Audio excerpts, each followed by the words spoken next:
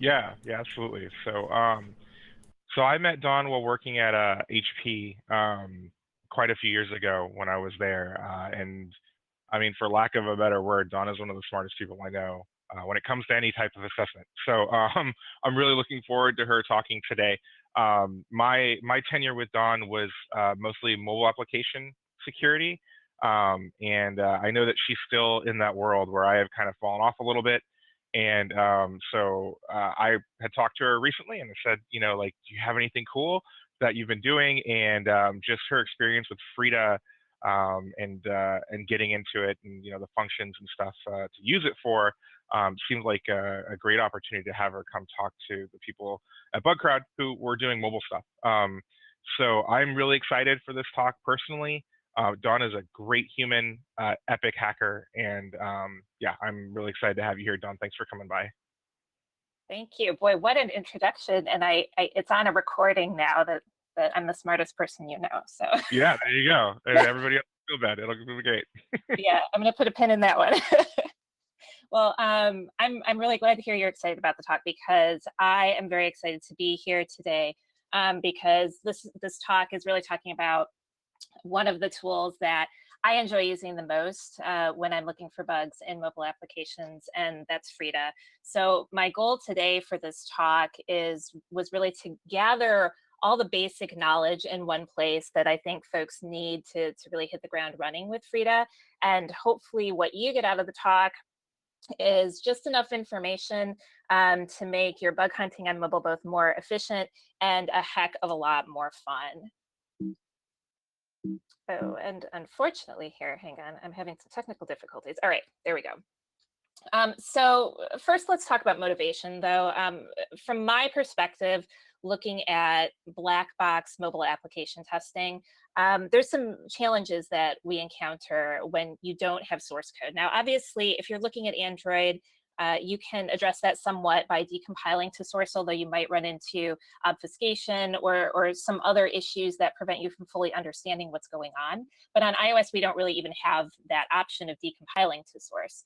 So we have some limitations right off the bat in digging into complex applications and understanding exactly how they work. Depending on your environment, you also might have very limited debugging capabilities, especially on a non-rooted or a jailed device. You might not have very much access to the environment that the application is running in either. So there's a lot of things you have to surmount with black box testing in order to really get a good feel for what the application is doing under the hood, especially if some of that functionality isn't manifesting in a visual way in the interface. So this is where I feel like Frida addresses a lot of these gaps very well. Frida is a framework for dynamic instrumentation. And in practical sense, what that means is that you can actually inject your own JavaScript into an application at runtime and execute it from the context of the application. So your code can see what the application sees, it can do what the application does, and that can be a very powerful tool for understanding exactly how that application works. Frida also provides a really nice API so that you can build custom tools. You're not just limited to the tools that Frida provides out of the box, but you can build your own tools that are very lightweight and portable and can address very specific use cases within the application that you're testing right this minute. So one of the nice features of Frida that I think contrasts with a lot of mobile tools and frameworks out there is it doesn't necessarily rely on you having a jailbroken or rooted device, although that is kind of the easier way of working with it. If you do have that type of device, there's an injected mode for Frida where it just runs in a server on the device that your client script can talk to. But if you're stuck with just working on a stock device, it also has an embedded mode where you can either repackage the application basically with a Frida gadget shared library that can do a lot of the same things that Frida server does. It can listen for connections and also has some other nice features that you can customize if that's what you're working with. Now, I'm not going to really go into using Frida gadget here. There's a lot of great write-ups and blog posts out on the internet that you can find that goes step by step through it. It can be kind of a complex process depending on what you're working with. So most of the examples we're going to talk about today were performed in injected mode, but a lot of them would still be perfectly usable if you were running in embedded mode as well. So Frida's toolkit right out of the box comes with some very usable tools that honestly, even though I've written some of my own tools, I still use these on a daily basis. And really, this is where I recommend people start if they've never seen or interacted with Frida before. Frida Trace and the Frida command line interface. And we'll see a lot of examples throughout this talk of how to use both of these. Frida also provides bindings for a few different languages. So if you have a favorite scripting language, say that you really like Python or you're very comfortable working in .NET, there are bindings for these so that you can create your own tools in that environment that you're already familiar with and comfortable with.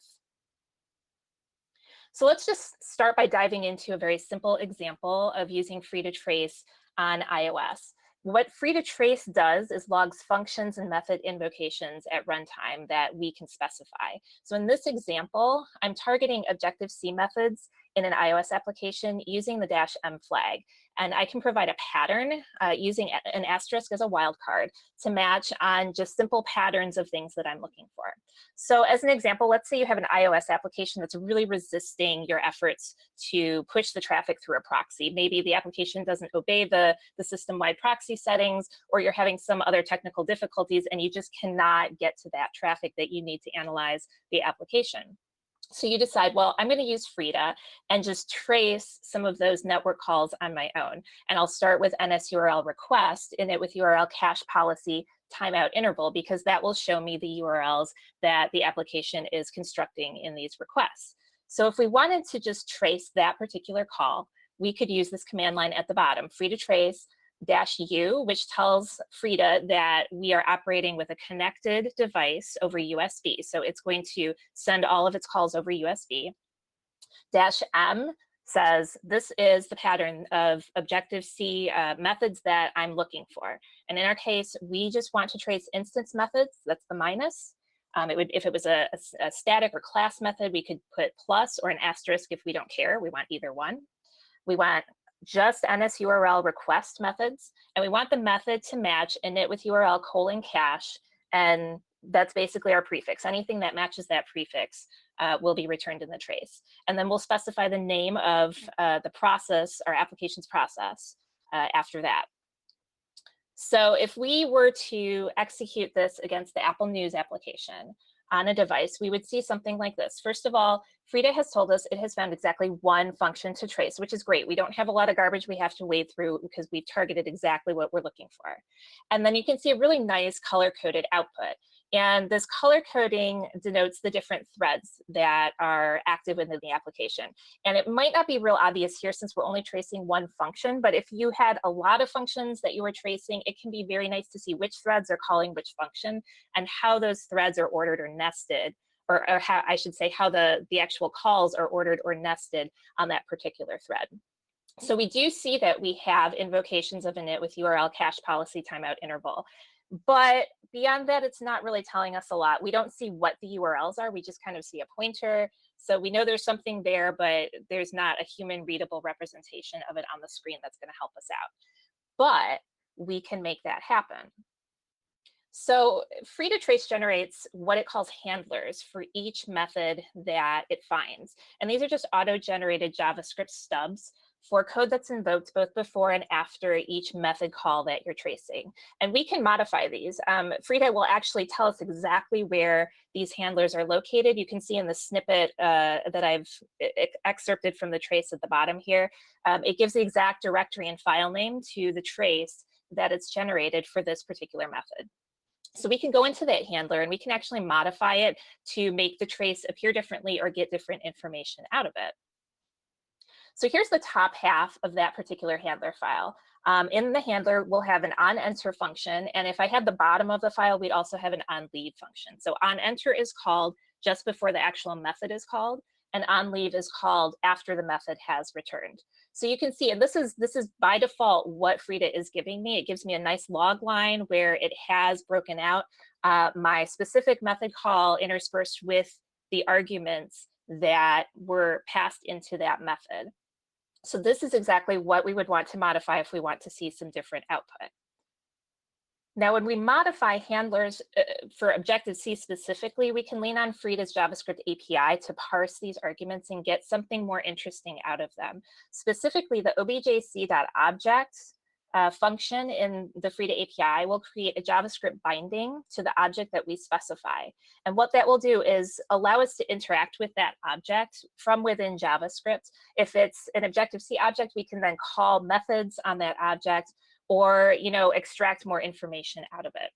So all we really have to do to get something readable here is just wrap our argument, args2 here, with objc.object. And since it's now a JavaScript representation, we can just use toString to see if we have something, a string description, something more human readable that will allow us to understand exactly what's going on here. So let's see how that new and improved trace would look. So here, we've got the exact same invocation, same command line, but it's now loading our modified handler.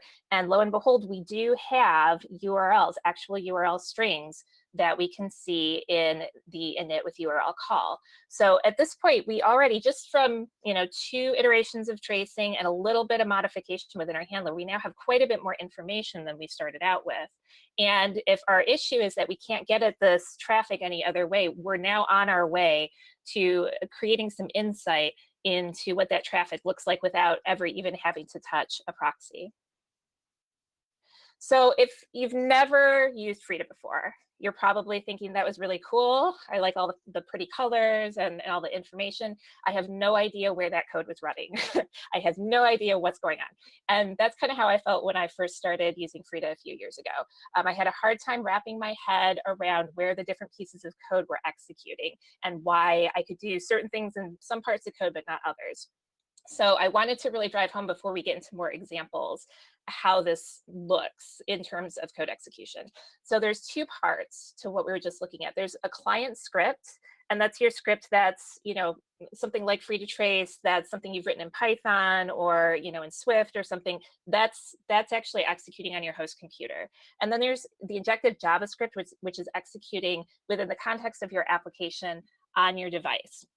Now, the reason that this is important is you can also create client scripts in something like JavaScript, and it's easy to get confused as to where that JavaScript is going. So just keep in mind that there's 2 components. So what we just saw with the handlers and Frida trace is running on, for instance, my laptop, while the handler that we modified is executing on the device. So as we look at different examples, try to keep that distinction in mind, because it is important that, for instance, if you want to output something to a file on your computer, you're not going to be able to get there directly by the code in your handler. You're going to have to do that in your client code.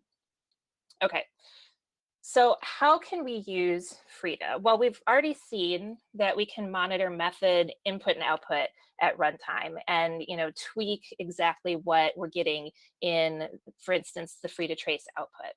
But when we're looking at a specific application and we don't want a one-size-fits-all solution, we can also craft things that will analyze data or functionality specific to that application. We can also use it in a more generic way to bypass controls like SSL pinning, or jailbreak or root detection, or even manipulate the application behavior. So, for instance, the things that we have to repeatedly click on in the application, we might actually be able to automate that process through some Frida scripts. But one of the first things you'll probably use Frida for is simply exploring what an application looks like and how it behaves under the hood. All of that functionality and behavior that's not immediately accessible to you, either through source code or through interacting with the UI. So let's take an Android example. I want to really enumerate all of the things you can get out of Frida trace, because that's probably one of the first places that you would start using Frida. And besides tracing Objective-C functions and methods, we can also trace native functions as well. So -I, we can use that to apply a pattern to find functions in a very similar fashion to the way we use -M for Objective-C. And we can also use -I, and that will hook all the functions in a library that matches the pattern that we specify. So at the bottom, I have a command for Frida trace that targets the Google Photos app on an Android device. And my hypothesis here was, I'm kind of curious what kind of database activity occurs within this application. And I don't just want to know like SQLite calls, although that's really critical. I want to know where those databases are. I want to know the path to them so that I can go investigate them on the file system. So in this case, I've specified -I open in the hopes that I'll get some file open commands. And then I've done the capital I for SQLite because I'll be honest, I can never remember library names. So I always have to use asterisks to just match based on the functionality I want. So I want whatever library is going to contain the SQLite functionality. And just to give you an idea of how powerful this is, after I ran that and then looked at my handlers directory, this is just a portion of what I saw. So it found libsqlite and it made a handler for every single function within libsqlite, which is quite a lot of functionality. So this is really powerful if you know that an application uses a library, you're not sure what parts of the library it uses, or maybe it's a library that's not well documented or completely undocumented, so you don't even know what's in there. And you really just want a quick look at, via tracing, at what the application is doing with it. So this will dump everything and give you the option to modify any of these handlers and utilize them in Frida trace. So once I actually execute that trace command against the Photos app, here's a couple of excerpts of what I saw. So in that top screenshot, you can see immediately we have a bunch of SQLite calls. And remember how I talked about within a thread in the trace, it will show us how those calls are nested. And that's exactly what we're seeing here. SQLite 3 Open v2 is called, and then from there we can see a bunch of other calls that, that are executed after that and kind of how those are ordered. And among that, I've highlighted that we do indeed have an open call. So we can see exactly where that database is on the file system. And if we're interested, we could go, if we have access on that device, we could go and grab it and see what's contained there. But we also can tell that this particular database is what all of these SQLite calls are acting on. In the second screenshot, we see we have a SQLite 3 exec call. Now, unfortunately, with this particular library, we don't have any arguments being printed to the screen by default. So we would have to go into that handler and do a little work to try and parse out what the args are and interpret them so that they could be printed. But we do see here that since there's an exec call, there's probably a query string that we could print with just a little bit of work on that handler file. So what you can see from this is using a trace to explore when all you know is a kind of a high level idea of what you're looking for can be really powerful and pretty easy using Frida trace. I want to take one more example using wildcards and combining a couple of the things that we just saw to look at the iOS keychain functionality in an application. So a lot of times iOS applications will want to store stuff in the keychain, but won't necessarily directly use the low-level keychain APIs because they can be a little complex. So they'll use some sort of wrapper class. Either they'll build their own or they'll use something off the shelf that wraps those calls, both for ease of use, but also sometimes because maybe they're applying a layer of encryption or some sort of transformation to the data before it hits the keychain. And it can be really helpful when you're looking at how an application uses the keychain to determine what those layers are. So here I'm introducing another flag, which is -F. And what -F does is tells Frida to actually launch the application itself instead of attaching to a running application. And this can be really key when you're looking at something like keychain, where you expect that there's a good chance when that application launches, it's hitting the keychain right away if it's storing credentials there or tokens or something that it needs to authenticate. So we want to make sure that we're attaching very early so that we're getting all that information in our trace.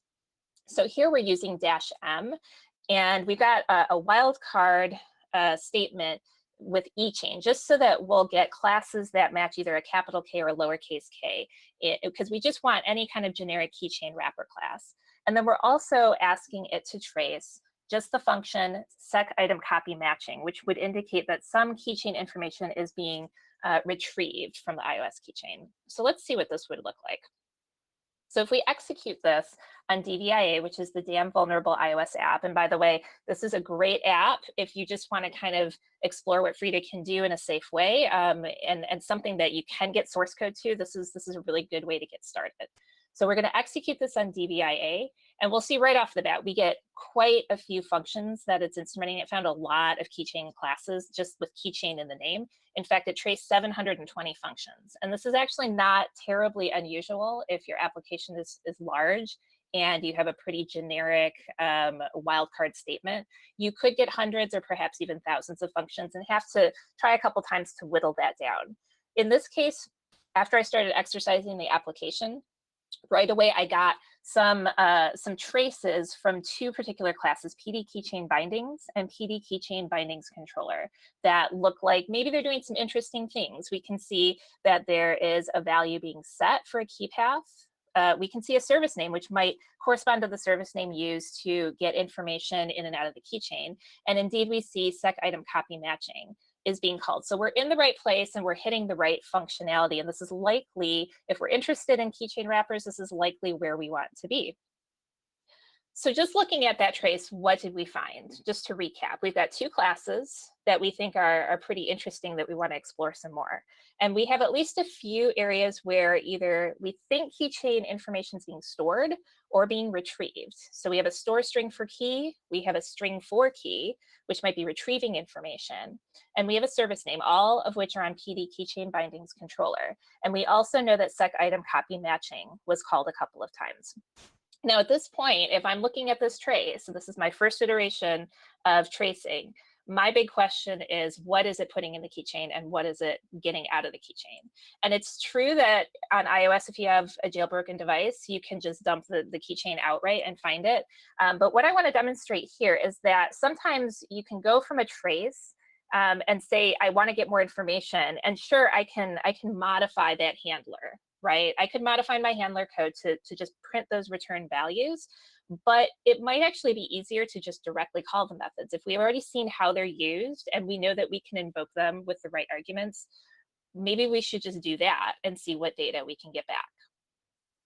So that's where the Frida command line interface comes in. The Frida CLI is a JavaScript REPL, and if you're not familiar with that terminology, that means read, execute, print, and loop.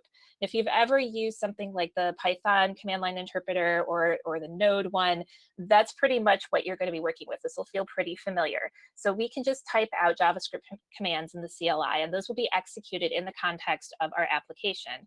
We can also collect commands together in an agent script, just a whole file of JavaScript, and load that into the CLI, and it will inject it into our application at runtime. So this can be very handy when we just kind of want to explore and try some things, try invoking some methods within our application and see what happens.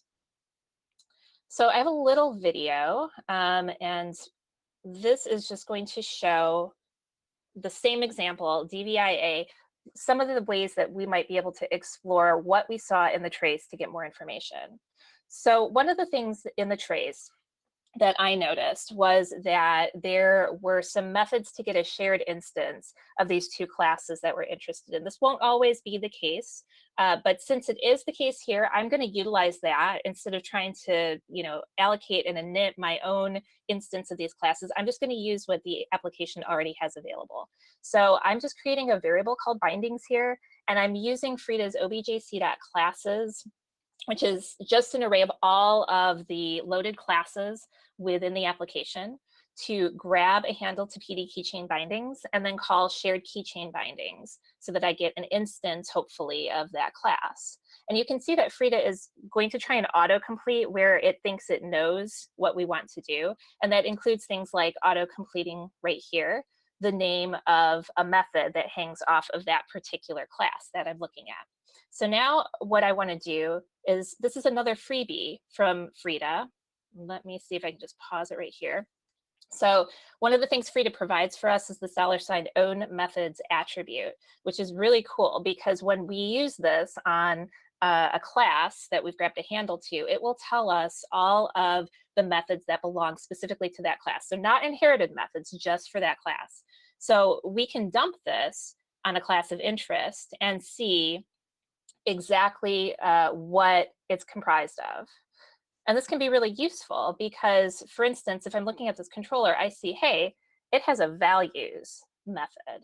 So what happens if I try and just call values? Maybe it'll dump the actual keychain values that I'm interested in. So we can see, first, it gives us a handle. So we're going to try and call toString. And indeed, we've just learned a big secret that the application was protecting. So we don't know at this point if this is pulled live from the keychain or if it's cached, but it's something interesting that we're going to want to perhaps follow up on. So let's try calling string for key with that key, because this is something we saw in the trace. And what does it return? It returns big secret. So there's a good chance that what we saw in the trace when it was doing string for key, it really is hitting the keychain. And the data that we're getting back now is actually the keychain data that we're interested in. So this is a really great starting point for us if we're wanting to understand better how these keychain classes in this application work. Now, once you've played around in the CLI a bit and you've figured out a progression of commands or a progression of JavaScript that does something interesting in your application, you're probably not going to want to type it over and over again, because if you're anything like me, you hate typing, and I will do anything to not have to type as much as I do. So once you've tested it, you can bundle that into a single file that we referred to in Frida as an agent. And this is just a JavaScript file that you can load via the CLI, and it will inject it into your target. But one of the really cool things that I lean on a lot when I use Frida is that when you define functions within that agent, they basically appear within the CLI for you to call. So it's almost like creating new commands within your own little environment for application testing. So the way that we would load an agent is just with Frida-L and then the path to our agent and the name of our target. So let's think about a way that we might want to use this on a regular basis. So one of the downsides of Frida Trace is, as of yet, there's no support for matching Java methods the way that we can match on Objective-C methods. So if what you're targeting is a Java method, you're kind of on your own. There's a lot of tools and scripts out there that folks have created to sort of bridge this gap, but I think it's useful to see how to do it on your own manually so you can understand all the moving parts here.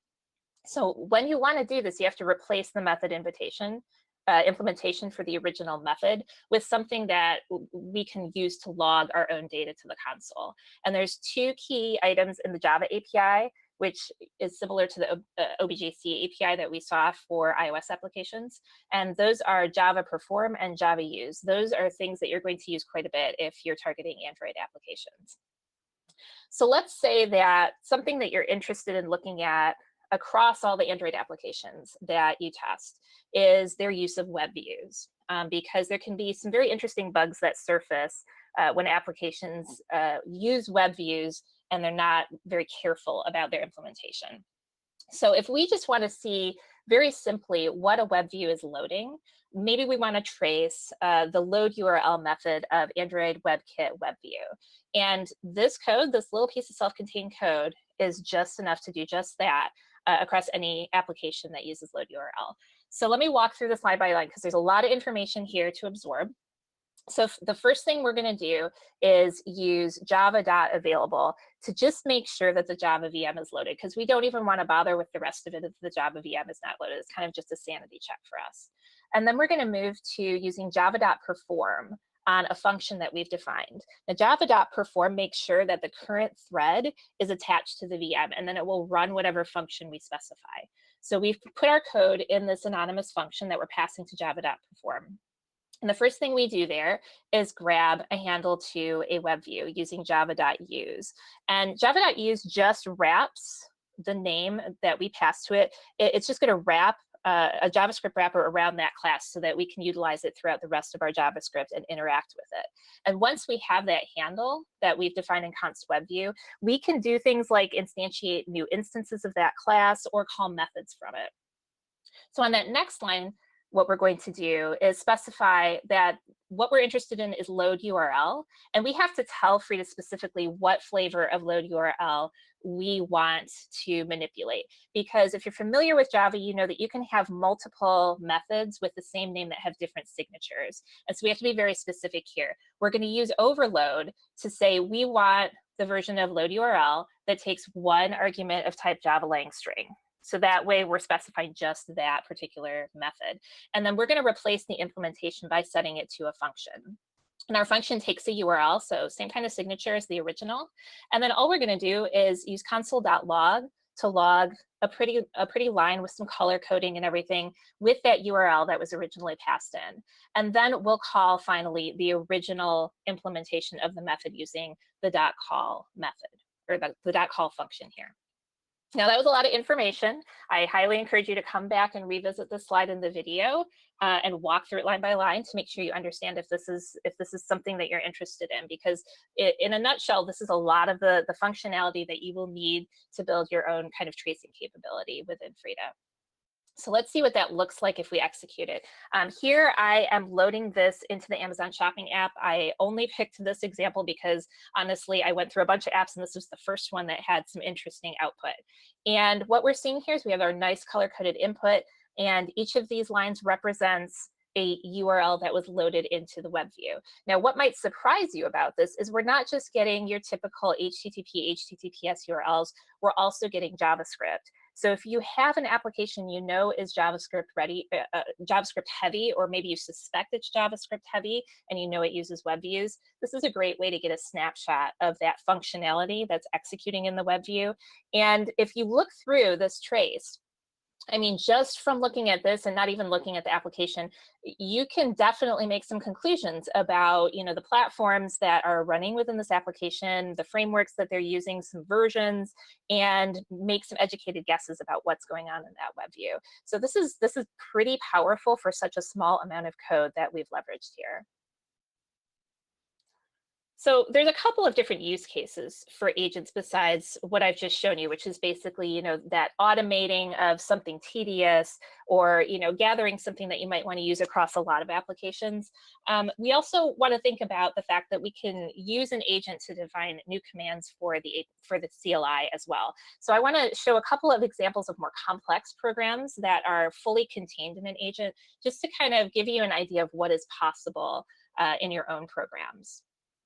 So first of all, I want to talk about a tool called BlueCrawl. BlueCrawl was written by a colleague of mine, Keith McCann, over at IOActive, and you can get the full source of this from our IOActive GitHub repository under BlueCrawl. BlueCrawl is a Bluetooth metadata collector, so it will collect metadata from a specific Android device, and it leverages the Frida CLI to be able to very easily inject it. So you just load this up into your device, and you don't even really have to interact with it. It will kind of do all of the work for you. And I like to point people to this if they're interested in writing agents for Android, because it's very nicely laid out, very organized, and very well commented code. And I want to point out a couple of specific highlights within the code, just for some features that I think that you will need if you're going to write a lot of scripts for Android applications. First of all is java.enumerate loaded classes. And enumerate loaded classes basically just goes through and enumerates all of the classes that are loaded currently. And in this instance, it will take a callback object, which is what is specified between the curly braces here and here. And that will have two functions defined, an onMatch function and an onComplete function. The onMatch function will be called for the name of each class that is found. So in this case, what we can see Keith is doing here is he's splitting the class name on just a dot and looking to see if the second name is Bluetooth. So something like com.bluetooth, android.bluetooth is going to match on this. And for those matches, he's just going to log what the name of that class is. So this is a simple way to get a log of everything that's loaded that matches a specific pattern. Now, in this case, we don't have anything in the onComplete function. OnComplete is going to run after we're done enumerating everything. So this is a good place to do any wrap-up analysis or just output something in the log to indicate that we're finished with this portion of the code. The second thing that I want to highlight is java.choose. And this is also an enumerator. It works kind of similarly to what we just saw, but instead of enumerating classes, we're enumerating instances. So Frida is actually scanning the Java heap here to find instances of a class that match a class name that we've passed it. In this case, we're looking at android.bluetooth.bluetooth.get-server. And for each instance on the heap that Frida finds, it's going to pass that to our onMatch function. So here, we can take that instance and do maybe some more analysis on it, which is what's occurring here. We're going to call a specific method on it so that we can crunch some more data and output some more log lines on it. And then we do have an onComplete function here. So after we're finished enumerating all those instances, we're just going to output a log line to indicate that we're done. So what this looks like once you run this, and I ran this on my Motorola Moto G5 Plus, what we can see is, first of all, in that first screenshot, it's enumerating all of those loaded Bluetooth classes that it found on my device. And then in those second two screenshots, what we can see is these are instances where java.choose was used, and Frida found some specific instances of the class specified, and we processed it and we printed that out to the screen. And this is only a portion of the information that BlueCrawl outputs. I'd highly encourage you, if you have a handy Android device, to try this yourself, and you'll be able to see just how powerful it is and how quickly you can gather an awful lot of information and crunch that data and return it to the user. And this would be extremely useful if your target was an application that makes heavy use of Bluetooth. So for my second example, I want to talk about a program that defines some functions that are used as commands in the CLI. And that's a URL scheme fuzzer that I wrote as a POC for iOS. Just for some background for those who may not be as familiar with iOS, one of the ways that iOS applications can share data is through a URL-based data sharing mechanism known as custom URL schemes. And the way this works is an application can register a scheme. For instance, a scheme might look like my app. That would be the prefix on a URL. They can register themselves as a handler for that scheme. And then when any other process loads a URL that starts with, for instance, my app : the application that registered it would be launched or foregrounded and handed that URL to handle and take action on further. Now, the problem that I see a lot with these custom URLs is applications many times will neglect to fully validate the input that's coming in via that URL. So they're parsing parameters out of it or doing something based on the path that's in that URL, and they forget to make sure it's not null, or they forget to make sure that what they think is an integer is actually an integer. And so fuzzing can be a really easy way to surface bugs in that handling, because frequently, if they're not validating that input, malicious input will just absolutely crash the app cold. So I wrote this little fuzzer to show that this is something that we can actually execute from within Frida and manage the whole process without having to have any manual interaction with the fuzzing. So this is an example from within that agent.js that I wrote of a function called openURL that I wrote. And you can see from the second screenshot that once it's loaded in the CLI, it will auto-complete that openURL as if it's any other command or any other, Objective-C method that we're handling within the CLI. So this is an easy way to add some functionality that's specific to, for instance, some iOS testing that I might want to do. I can just bundle that all in an agent that I load, and voila, I have some new functionality that's available to me in the CLI. Another highlight in the URL scheme fuzzer, and I'm not going to go over the entire thing, but I do want to note, I mentioned automating UI interactions to make it easier to perform certain functionality that's more automated. And here I've got an example of that where I defined something called home single press.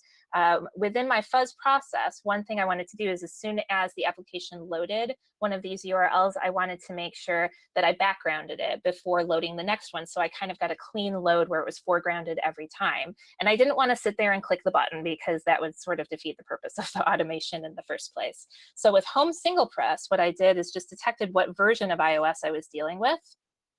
And then I leaned on an Objective-C class called SBUI controller, which has a method that is called when you physically click that hardware button. So I'm just calling the corresponding function as if I had clicked the button. And to iOS, it thinks the button was clicked, and it will behave that way in background, the application. One thing I do want to point out here as well is I'm using something called objc.schedule. And what that's doing, you can see I'm wrapping my one line of code in a function that I'm passing to objc.schedule. That's because I want to ensure that it runs on the main queue. So using this, we can specify what Grand Central Dispatch, if you're familiar with iOS coding, we can specify what queue it uses. I can ensure it's the main queue, but also I get some free memory management along with that. And a little bit later, I'll point out how if you don't want to use objc.schedule, how you can do that memory management just to ensure that you don't run into any issues in your JavaScript. All right, so let's see what this looks like. Oops, maybe not. Try that again. Let's see what this looks like in person.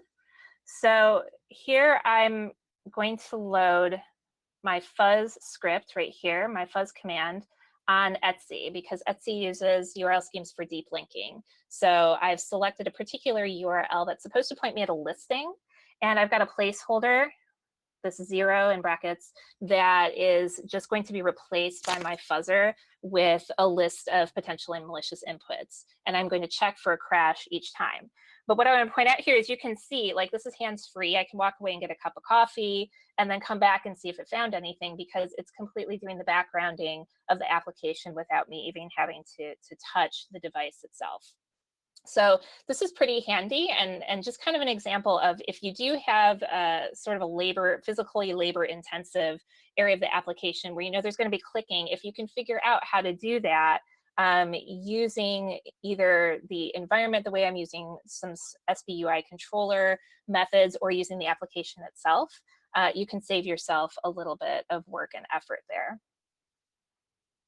Now, the script I just showed you is posted out on the Frida CodeShare site, so you can actually try this out yourself and see it live.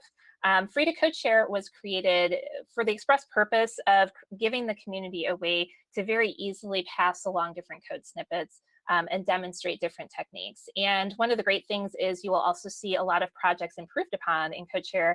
In fact, I think there's at least 1 or 2 people who have forked the URL scheme fuzzer with different add-ons and improvements. So you get a lot of perspectives into the same kinds of code and figure out a lot of different ways to approach the same problems. So I want to show directly an example of using CodeShare and how easy it is to load some of this code in and try it out without having to really muck about in the internals of the code. So when you use the -- CodeShare flag within Frida, the script is actually downloaded for you. And the first time through, it will ask you to approve it. It will take a hash of it so that the next time you use it, if it's changed, it can notify you, and you can go out and check out those changes and make sure that you're okay with them before you use them in your testing. And all you have to do is pass along the path on Frida's CodeShare site to the specific script that you want. So to load the URL scheme fuzzing script, this is what I would use as my command line. But let's talk about one other really simple CodeShare script that I know I use quite a bit and I think is very handy, and that's to bypass SSL pinning on iOS. Now, for some background, mobile devices can be made to trust an arbitrary certificate authority as if it's a root certificate authority, simply by, for instance, downloading a certificate on the device and explicitly trusting it, or sometimes installing a profile to the device and trusting it. And in this fashion, this can enable man-in-the-middle weaknesses if that certificate is malicious and somebody can eavesdrop on that traffic, subsequently using that certificate. We all know, though, even without that use case, SSL and TLS vulnerabilities do happen. And some of them also enable fraudulent certificates that may be trusted as if they are not, in fact, fraudulent. So mobile apps have a way to mitigate the risk from some of these issues by pinning known good certificates. So as a mobile application, if I know what the certificate from my specific backend API should look like, whenever I contact that backend, I can compare it to what I know about the certificate. And if there's a mismatch, I can just refuse to connect. Now, this is great for mobile application security, but it's really kind of annoying for mobile application security testers because it makes proxying more difficult. It's one more hurdle that we have to try and scale before we can really proxy the application and analyze it. And so having a quick way to bypass this is really crucial. On iOS, bypassing SSL pinning can be performed by intercepting the calls at a low level that perform that certificate validation. And those are going to vary depending on the iOS version. But on iOS 11, in this example, we want to target a function called NWTLS create peer trust. And it's nice that there's really only one function that we have to intercept and short circuit in order to bypass this. To do this, we can use the interceptor API in Frida. And there's 2 main ways we can do that. One is via attach, where we define an on-enter and on-leave callback. And if you're thinking, this looks really familiar. Where did I see this before? It's because that was one of the first examples we looked at with Frida trace, and Frida trace uses the same on enter and on leave callbacks, but for the simplicity of it, they don't really tell you that you're using interceptor at the time, even though that's what's going on under the hood. So you already used it and you didn't even know it. The second way that we can use the interceptor is via replace, and that's what we're going to want to do when we're short-circuiting a function or a method in order to do something like what we're doing here with bypassing SSL pinning. So before we can really replace a method, we have to be able to find it first. And to do that, we can use module.findExport by name. This is going to return an address that we can then use. We can wrap it in a native function and use that to later on replace it in the interceptor. So this little snippet of code below is just us in creating a variable called TLS helper create peer trust, and we're using that to create a new native function. And the first argument to that native function is going to be the address of the function. So we're using module find export by name to find that address. And all we have to do is tell it the name of the function we want to find. And in this case, the name of the function is pretty unique. I'm not worried about it being found in multiple places, so I don't even bother to tell it that it's in a particular library, but that is something that we can do. We can specify where that function will be found, or we can pass null if we think there's only going to be one instance of it. And then for our native function definition, we're telling it, first of all, it returns an int, and it takes 3 arguments that are a pointer, a bool, and a pointer. And that way our native function will mirror the actual definition of the function that we're pointing to. So now we want to replace it, and we'll use interceptor.replace to do that. It takes 2 arguments. The first is that target that we just created, that pointer to our original function. And then we're going to create a native callback as the replacement. And the native callback is just a wrapper around the JavaScript function that we want to replace it. And it's going to look kind of similar, the way it's constructed, to the native function that we just created. So this is the bulk of our SSL bypass. It's very short and simple. We're going to use interceptor.replace. We're going to pass it the handle that points to our original function that we want to replace. And then we're creating this native callback. We're passing it the JavaScript function that we want to use as the replacement. And that's really just one line. We're just returning an error code that indicates success. So when iOS gets this return code, it's going to say, oh, everything's fine, nothing to see here, we're all good. And that's exactly what we want to happen. And then we're also telling our callback that our function returns an int and takes a pointer, bool, and pointer, which correspond to these 3 arguments. So it's going to have the same signature as our original function. And then we're just logging a quick message so that we know our script is working. Now, this is something you can try for yourself as well out on Frida CodeShare. Even though it says iOS 10 SSL bypass, it will work both on 10 and 11. I've been kind of adding code to it so that it's compatible with additional versions. And the nice thing is, not only will you, if you go to this URL, you'll get the full source code, but you will also get a hint as to how to run it on your specific application. So there's no guesswork here. So let's real quick just look at how this works. So here I'm proxying my device, and I've loaded the App Store, and the App Store is not being cooperative.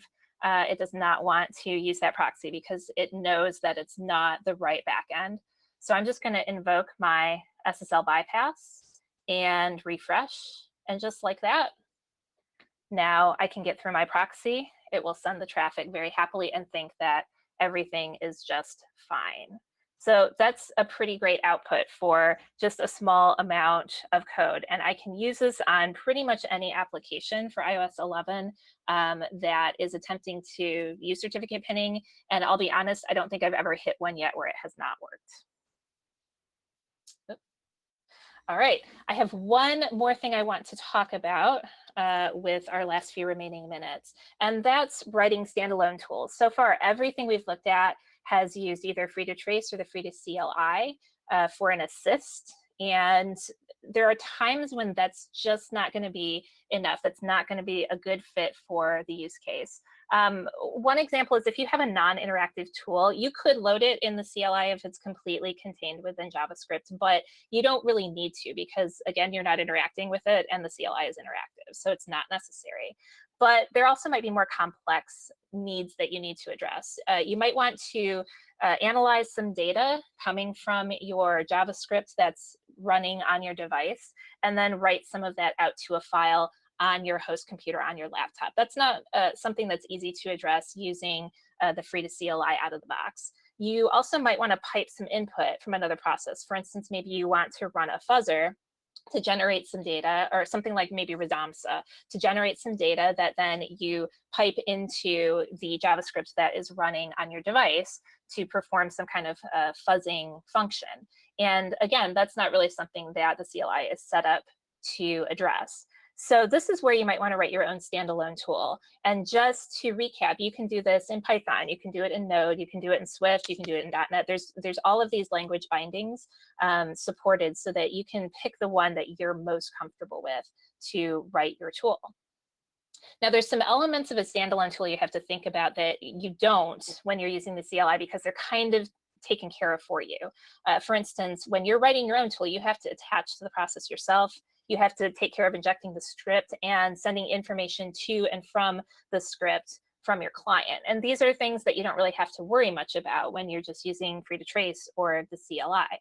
But it's not terribly difficult to do that. And I'm going to show an example of doing some of this just with Python. So if you want to attach to Frida over USB, you can just use frida.getUSBDevice.attach and pass the name of your process to it.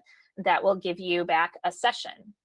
That session can then be used to create your script using a source of your script, basically just the JavaScript string that comprises your script, and then use that script object that's returned to create a message handler for any data that's coming back from the script to your client. And then use script.load to load it and inject it into your process. So that's not too much code. It's fairly straightforward and simple. But what if you want to call some specific functionality from your client script that resides in the JavaScript that's injected in your device? Well, for this, Frida provides rpc.exports. So in my JavaScript, if there's some functionality that I want to expose to my client, I can use rpc.exports and then define a function name and set my function definition to that. And then in my Python script, I can call that using script. That's that script handle that we had just received back, script.exports. Whatever my function name is, and then pass my input. So this is enabling some of that bidirectional communication, but also enabling us to invoke specific functionality in our client whenever we want to. So this is sort of a work in process that I've been working on in my spare time, and that's an iOS class dumper. On iOS, the Objective-C runtime has quite a bit of information, and Frida provides some of that to us for free by letting us see the list of Objective-C classes that are loaded and some of the attributes of that. But I wanted to try and get something a little more complex that mirrors some of the class dumpers that are available from other providers. So I decided to see if I could do this using Frida.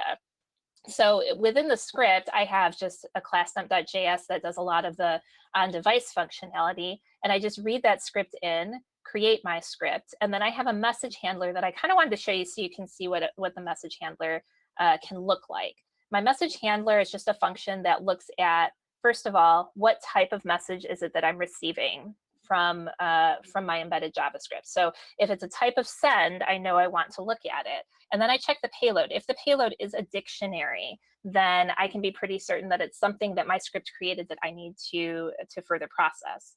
And then I'll open a file. This is a file that's written to, for instance, my laptop, my local computer. And I will name it first. The directory will be named after my application process name. And then I'll have a class name embedded in my payload that I'll use to create the file name. And then I'll just write the contents of the payload dump to that particular file. And that's really the bulk of what the Python client has to do. But what about the JavaScript? Now, this is not the whole class dump. It's pretty long. I didn't want to bore you with all the details of that.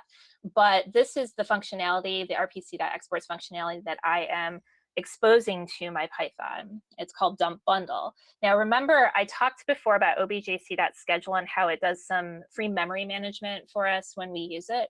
I'm not using that here, so I need to do that memory management piece manually. So whenever you do Objective-C work in Frida and you're not scheduling it, you definitely want to create an auto release pool and alloc init it at the beginning of your function. And then I use a finally block here to release it at the end. And that's just making sure that that all that memory management stuff is straight and that I'm not going to encounter any issues because I'm lacking those 2 lines of code.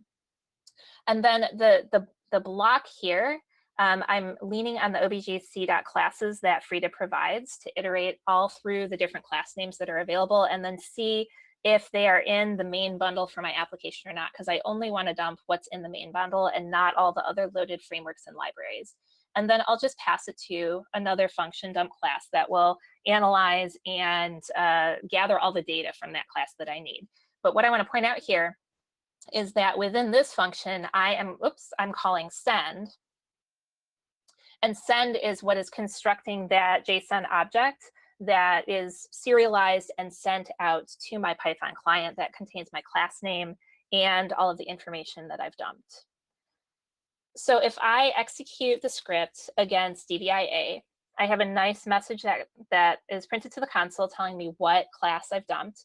And then afterwards, I can check that DVI folder that was created by the script, and I can see all the header files that were generated by my script.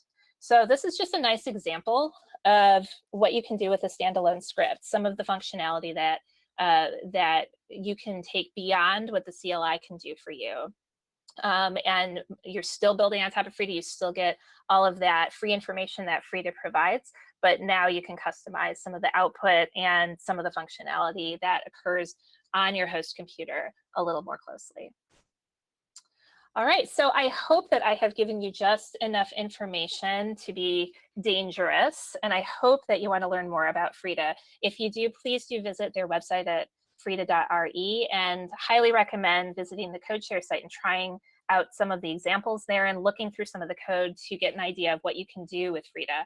I also would say if you're new to Frida, head out to the awesome Frida repository on GitHub, because this has not only some code samples and pointers, but lots of blog posts, video walkthroughs, and talks that have been given on Frida. And this will give you just a great idea of what the possibilities are using Frida in your own bug hunting work. So thank you very much. I think we have a couple of minutes maybe for questions. We'll see what pops up. Holy moly, that was an awesome talk. Thanks, John. Thank you. That was amazing. I remember when we were doing the mobile stuff that a lot of those things were problematic because the tool set was so diverse and spread out, and gluing it together on the command line of the broken device, and it wasn't iterative at all. So it fixes a lot of those problems to have the Frida tool wrap all that around, and you can make your own custom functions and stuff like that. Yeah, absolutely. And I've replaced, honestly, a lot of those little standalone command line tools with equivalent functionality from Frida for that very reason. Very cool.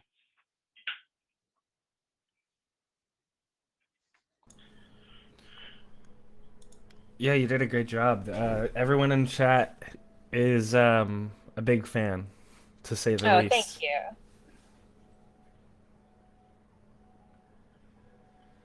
Any questions out there? I know I've blasted a fire hose of information at everyone, so they may be just stunned, trying to absorb all of it. We'll give it a little bit. There's like a 20-30 second delay. So we'll see if anyone comes in with a question. But we might be good to go because we're winding down on the hour. And we'll have our next speaker in about a minute or so. So it looks like you did a great job filling up the time, and with your content was awesome. Thank you so much. Yeah, and I'll just say if anybody thinks of questions later, you can absolutely hit me up on Twitter. I'm at Dawn Isabel. It's just my name all smushed together. So I'm pretty easy to find, and I'd absolutely love to answer your questions if you think of anything after the fact. Yeah, with the Bug Crowd Twitter account tweeted out your Twitter handle at the beginning of your talk. So if you're watching this and looking for her Twitter handle, just check the Bug Crowd Twitter. All right. Well, thank you so much, Don. I appreciate it. I will Thank you. flip over and we Thanks, John. can